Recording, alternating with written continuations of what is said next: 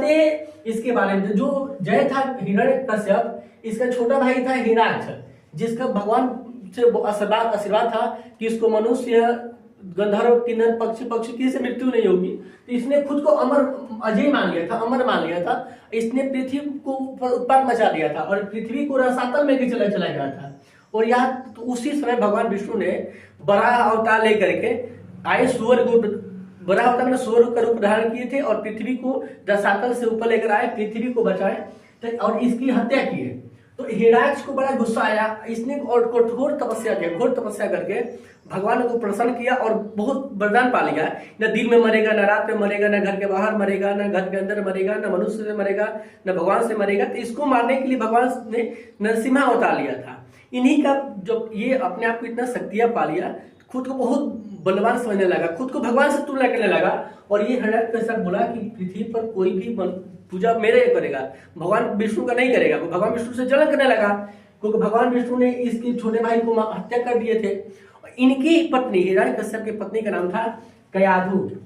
कयाधु जो थी विष्णु के परम भक्त थी।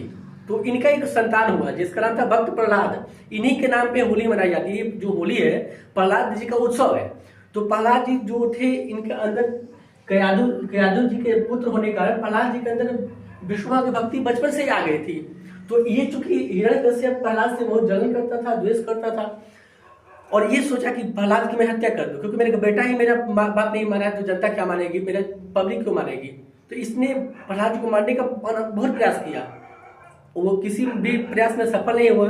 तो होलिका जो इनकी बहन थी, इनको वरदान था, भगवान शंकर से वरदान था कि इनको एक शीतल पट मिला था, यानी कपड़ा मिला था जिसको अग्नि, जैसे फायर प्रूफ कपड़ा मान लेते हैं, तो मिला था कि जब वो ओढ़ के बैठेगी अग्नि में तो वो नहीं जलेगी।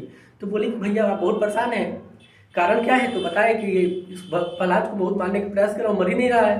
तो इन्होंने बताया कि मेरे पास भगवान शंकर का दिया हुआ एक शीतल पट है जिसको मैं ओढ़ करके अग्नि में बैठ जाऊंगी, मैं नहीं जलूंगी, मेरा प्रहलाद जल जाएगा। तो ये हिरण्यकश्यप को बड़ा उपाय अच्छा लगा। इसने होलिका की बात मान लिया, बहुत बड़ी चिताएं लगाई गई, उसमें बैठ गई होलिका प्रहलाद को अपने गोद में लेकर के। शीतल पट्ट वो खुद ओढ़ी थी अपने ऊपर, लेकिन प्रभु की माया ये थी कि आग की बहुत लपटें हुई, तो जो शीतल पट्ट था ये जाकर के भक्त प्रहलाद के शरीर पर हो गया और होलिका जल गई और भक्त प्रहलाद बच गए। तब से होली का त्योहार मनाई जाती है।